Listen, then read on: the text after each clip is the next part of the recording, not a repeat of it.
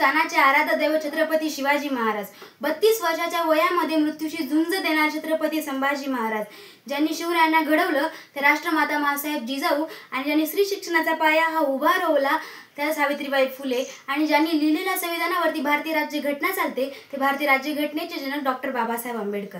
अशा महान विभूतींना मी विनम्र अभिवादन करते. नमस्कार, माझे नाव उन्नती नामदेव देवरे. मी इयत्ता 11वीची विद्यार्थिनी. महाविद्यालयाचे नाव गोविंदराव यशवंतराव पाटील महाविद्यालय, जळगाव निंबायती, तालुका मालेगाव, जिल्हा नाशिक. आपल्यासमोर विषय घेऊन येत आहे डॉक्टर बाबासाहेब आंबेडकर यांच्या स्वप्नातील भारत. इतिहासाच्या पानावर अक्षरांची हजारोने गर्दी असेल, परंतु या हजारोच्या गर्दीत एक नाव मात्र कायम झणकून उठतं. ते सूर्यासारखं तेजस्वी नाव म्हणजे डॉक्टर बाबासाहेब आंबेडकर. डॉक्टर बाबासाहेब आंबेडकर हे विश्वाचे आपले मार्गदर्शक आणि प्रेरणास्थान म्हणून बनले आहेत. तर कसा असेल त्यांच्या स्वप्नातील भारत? त्यांच्या स्वप्नातील भारताविषयी केलेलं एक विश्लेषण म्हणजे हजारो जाती, पोटजाती, उपजाती, जगाच्या पाठीवरचे सर्व धर्म, पंथ, भाषा असलेला हा भारत देश म्हणजे 800 खिडक्या आणि 900 दार. म्हणून विन्स्टन चर्चिलनं असं भाकीत केलं होतं की भारत हा देश एक राष्ट्र म्हणून राहू शकत नाही आणि तो एक संघ होऊ शकत नाही. पण बाबासाहेबांनी त्याचं हे भाकीत खोटं ठरवलं. ते कारण म्हणजे संविधानामुळे. एवढी ताकद त्यांच्या संविधानामध्ये आणि त्यांच्या विचारांमध्ये होती. चालू जीवन जगत असताना खरंच वाटतं का हो त्यांच्या स्वप्नातील भारत कसा असेल? आजची लोकशाही कशी आहे? तर आजची लोकशाही तुम्हालाही माहिती आणि मलाही माहिती. आजची लोकशाही तर कशी आहे? लोकांना विकत घेणारी, लोकांचा विचार न करणारी आणि लोकांना दूर करणारी आजची लोकशाही अशी होत चालली आहे. निवडणुकांमध्ये मत पैशाने विकत घेतले जाते आणि एकदा सत्ता आपल्या हातात आली की मग लोकांना दूर केलं जातं आणि मग तेव्हा लोकांना वाटतं की लोकशाही आपल्यापासून दूर चालली गेली आहे. विचार करताना मला असा प्रश्न पडला की भारत हा कोणामुळे आहे हो? तर भारत हा संविधानामुळे आहे. कारण संविधान जर नसते तर भारताचा पाकिस्तान कधी झाला असता हे आपल्यालाच कळालं नसतं.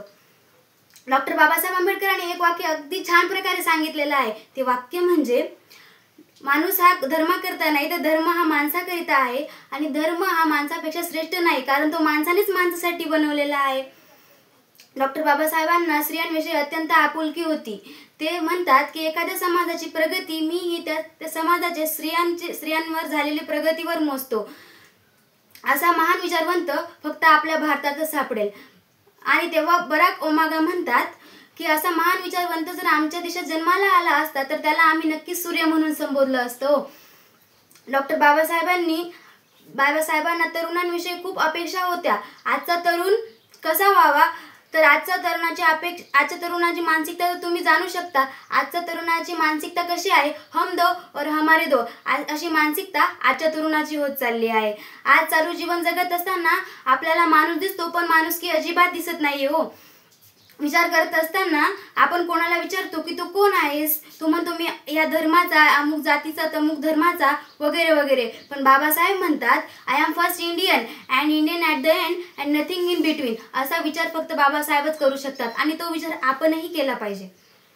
पुढे म्हणतात बाबासाहेब, पुस्तकानं मस्तक सुधारतं आणि सुधारलेलं मस्तक हे कुणापुढे नतमस्तक झाल्याशिवाय राहत नाही. याचा विचार मीही करेन आणि तुम्हीही करा. आणखी पुढे जाऊन बाबासाहेब असंही म्हणतात की स्वाभिमानाचा बळी देत असताना कोणताही माणूस कृतज्ञ राहू शकत नाही. शिलाचा बळी देत असताना कोणतीही स्त्री कृतज्ञ राहू शकत नाही आणि स्वातंत्र्याचा बळी देत असताना कोणतेही राष्ट्र कृतज्ञता व्यक्त करू शकत नाही. असा भयसूचक संदेश डॉक्टर बाबासाहेबांनी आपल्याला दिला.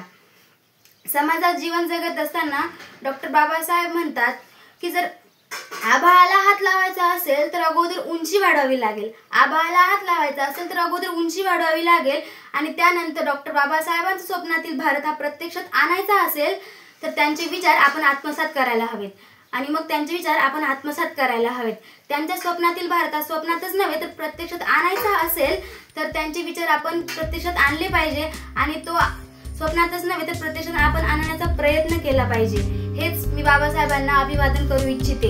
आणि शेवटी मी एक कविता सांगू इच्छिते की अंधार पार झालं एक दिवा पाहिजे, अंधार पार झालं एक दिवा पाहिजे, या देशाला रमाईचा भीमा पाहिजे, या देशाला रमाईचा भीमा पाहिजे. धन्यवाद. श्रोते प्रेक्षक, तुम्हाला आमच्या स्पर्धकाचा व्हिडिओ नक्कीच आवडला असेल. आता या स्पर्धकाला विजयी करण्यासाठी तुम्ही देखील मदत करू शकता. त्यासाठी तुम्हाला या व्हिडिओला लाईक करायचे आहे, स्पर्धकाला प्रेरित करण्यासाठी किंवा या विषयावर तुमचे मत कमेंट मध्ये व्यक्त करायचे आहे।